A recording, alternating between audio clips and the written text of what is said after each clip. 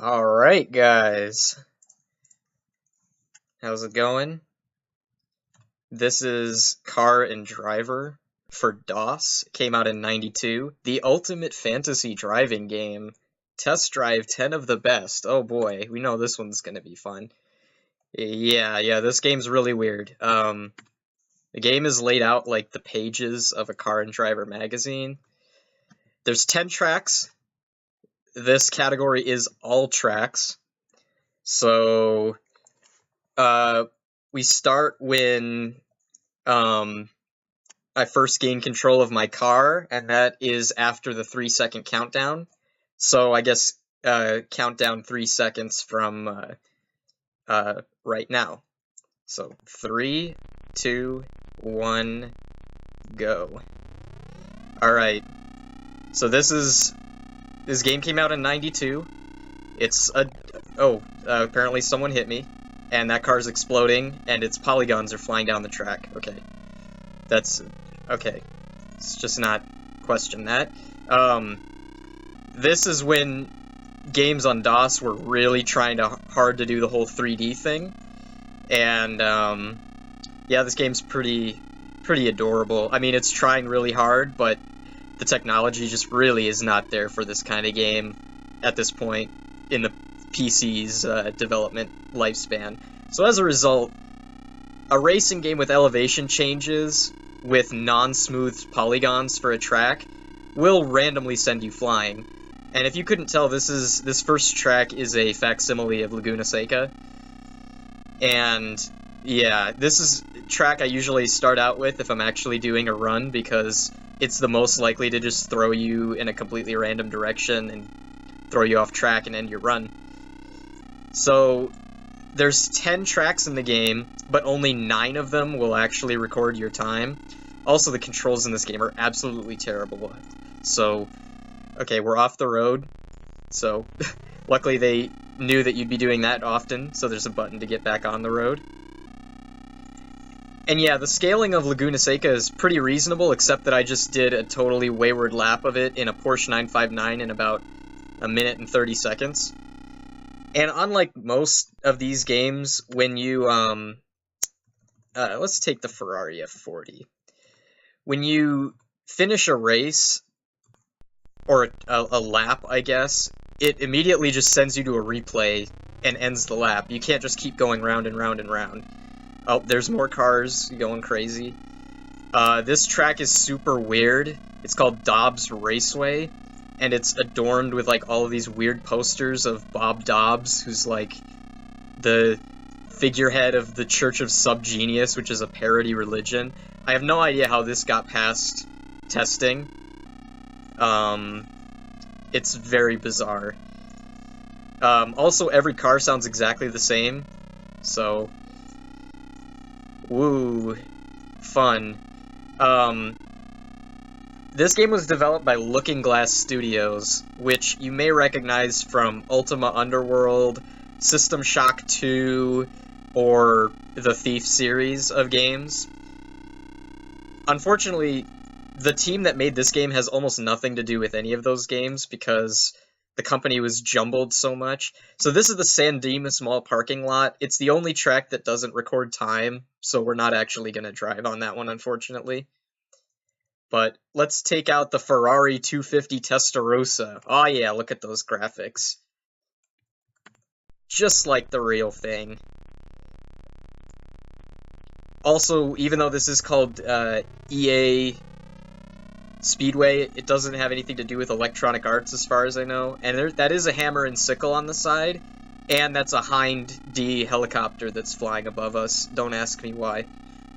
Nothing in this game makes sense. And like I said, it's not a real racing game. The cars that you see driving around are just ghosts of my best laps. And although you can hit them, they are totally on rails, so there's nothing you can do to like crash into them and stuff like that. This really is more of a driving simulator than a racing game. It's designed to like give you some really fancy, expensive cars, put you on famous roads and raceways. Well, there is really only one raceway that's a real racetrack. The other ones are just made up. But I mean, you still get the experience of it, and you're just pounding around. You can see front skid, rear skid for when you're sliding out.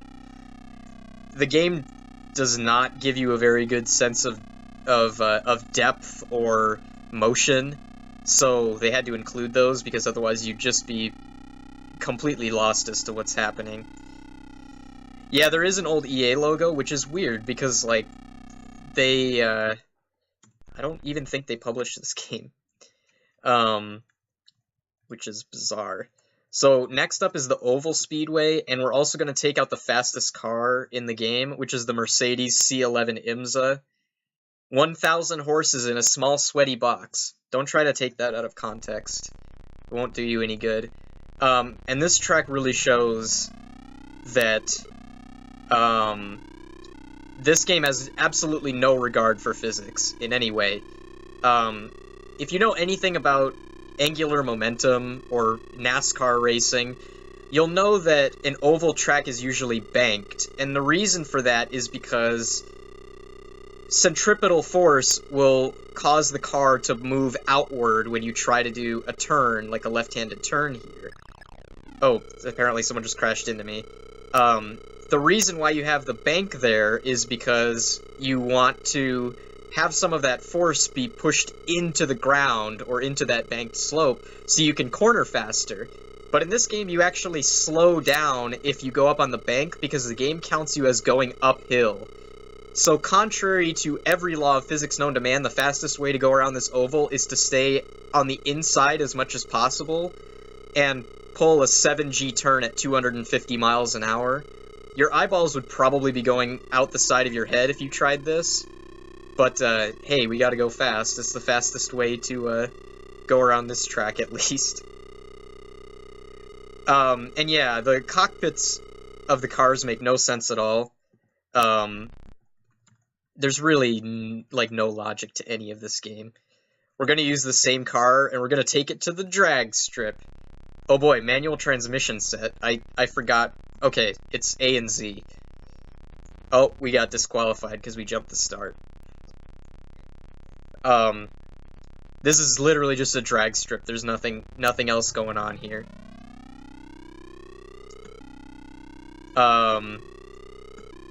Apparently I'm losing to that car on the left. It's shaking around. This game is not really, smooth. In any sense of the word. Alright, New York Highway 97. So, instead of just having tracks for you to go around, this game also has just regular city roads. You know, famous driving roads, I guess you would call them. So let's take out the Shelby Cobra. It seems appropriate. And, you're allowed to drive like a 1 mile stretch of New York Highway 97, which I guess is a famous driving road. Oh, we're at 45-degree angle, no problem.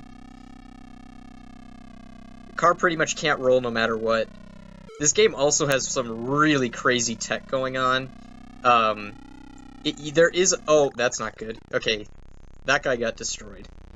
And we're fine, apparently. If you try to change to a third-person view... Okay, that guy... You guys saw that, right? He just appeared completely out of nowhere. Okay, brake. Slow down. Okay, we're good. Let's pretend like that didn't happen. If you try to go into a third-person view, the resolution will shrink from its usual, like, 320 by 200 to probably about, like, 120 by 80 or something like that. Something really tiny. And the game is basically unplayable, so that's why I'm playing in the cockpit view. And also so you can see these great dashboard designs. There's another car there. Finished! Oh, and he exploded into polygons. Alright, now this is the Big Daddy, Arkansas Route 7. So far, all of these courses have been pretty short, right? Arkansas Route 7 is like 21 miles long. And if you don't really have a conception of how far that is, you're about to. 21 miles in this game is a long way.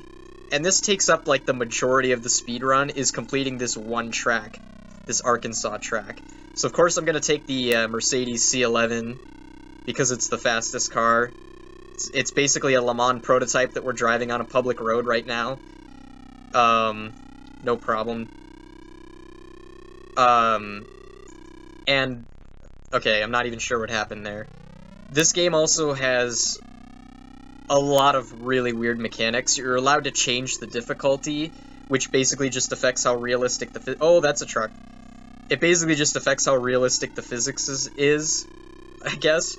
But after a certain point, it becomes almost impossible to drive. Let's pass these camels at about 150 miles an hour. So now we are off the road. You'll see on the map there's that little gray line, the gray pixelated line. And that's supposed to be like where they're doing roadworks or something like that. You can drive on this, but you go a little bit slower because the road is supposed to be bumpy. Still, a little slower doesn't count for much when you're going 187 miles an hour over an unimproved road. You do have to be careful because, like I said, all these roads are just pretty much flat polygons. So the seams can send you completely flying. Like, well, okay, that time I crashed, but... Oh, that's really bad. Okay, so here you guys, you know the camels. So we're back here. The reason why I shouldn't have reset there is because you're not actually going through any checkpoints when you're driving along this shortcut. And that's going to have a funny result, which you'll see when we get to the end of this shortcut. But even though I had to reset that, it still saves a huge amount of time. You can see how much longer the black line is. And so you might be thinking, oh, you're almost at the end of the track when you finish this shortcut. Wow, that wasn't as long as I expected. Well, that's because this road, is split up into 3 parts. So it's like 3 7-mile segments, just for this one track. Keeping in mind that every other track in the game takes about a minute to complete, and this one takes about 15. Well, it doesn't have to take that much, but it can.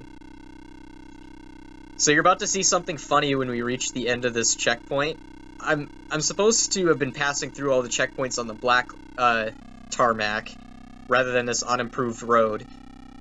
I mean, they included this on the map, so it should be a legit, path that you can take, right?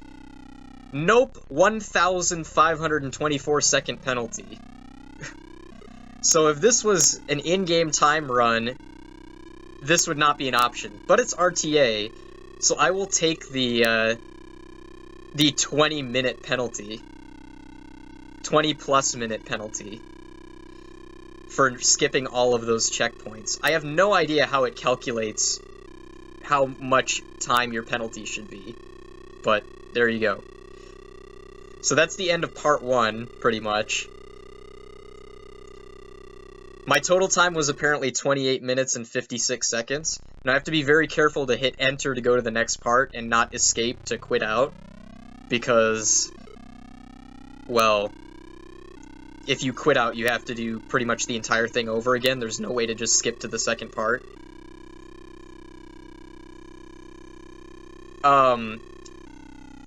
This game, though, in the context of other 3D DOS racing games, was probably one of the most technically impressive.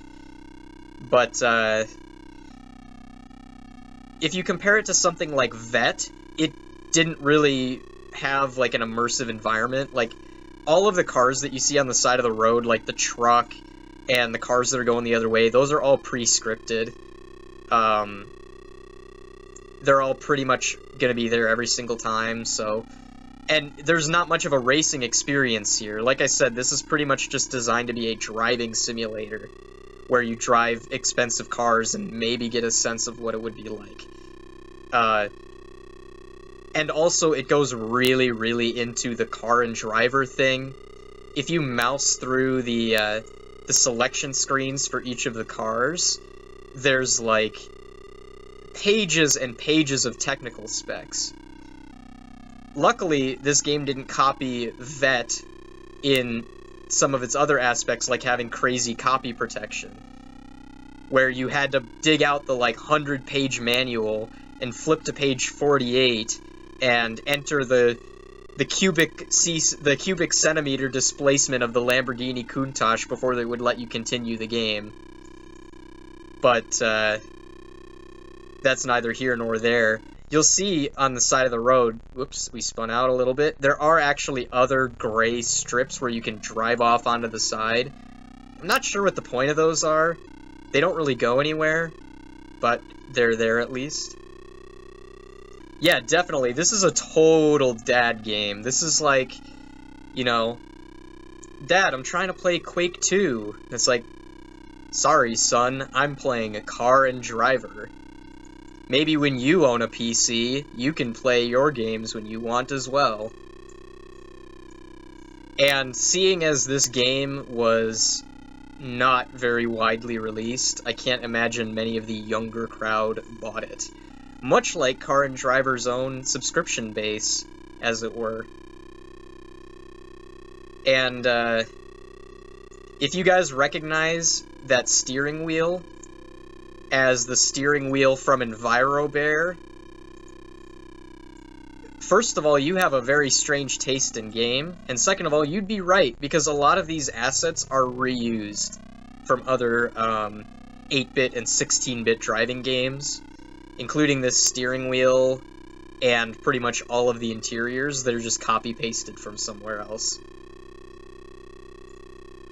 There we go, we had one penalty. I'm not sure what that even means.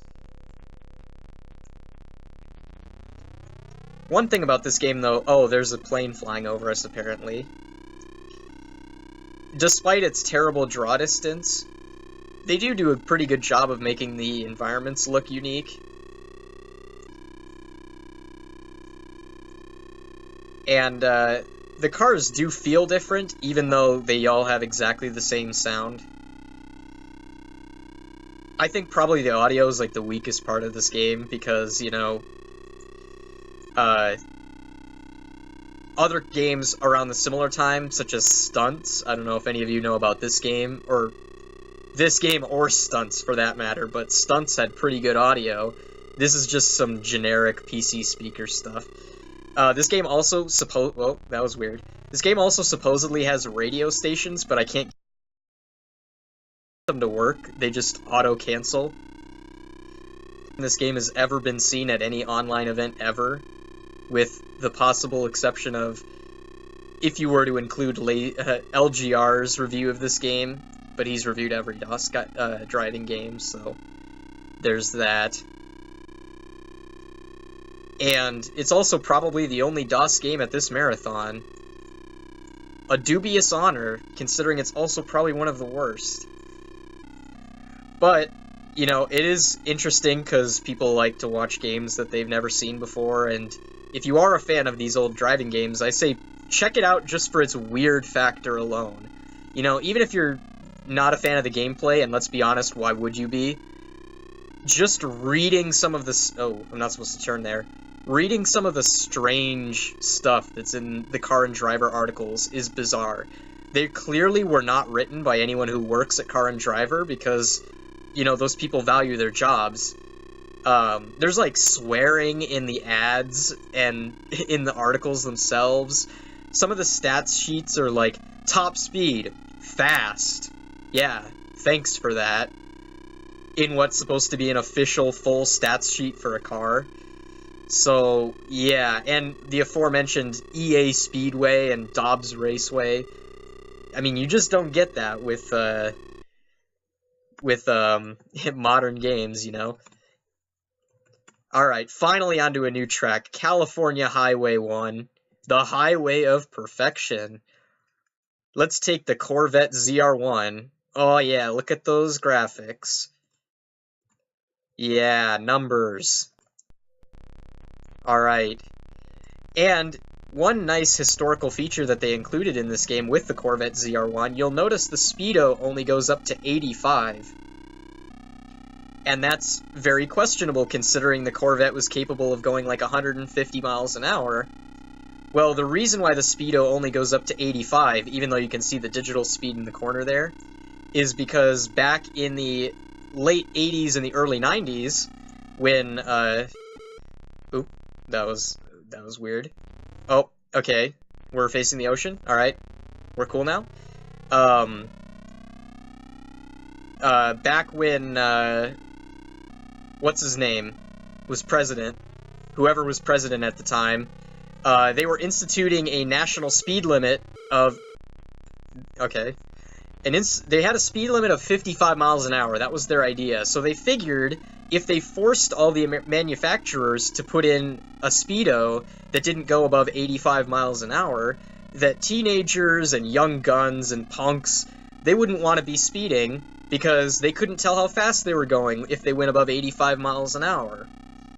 So yeah, that's why this Corvette ZR1 has an 85 mile an hour speed limit, or a speedometer, because hey, no one will want to go fast in their car if they can't tell how fast they're going, right? Obviously that didn't work and went away fairly quickly, but you'll still see it in some cars from the 80s and 90s.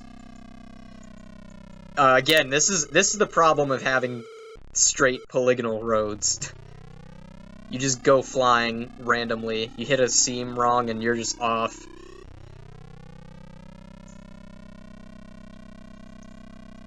Alright.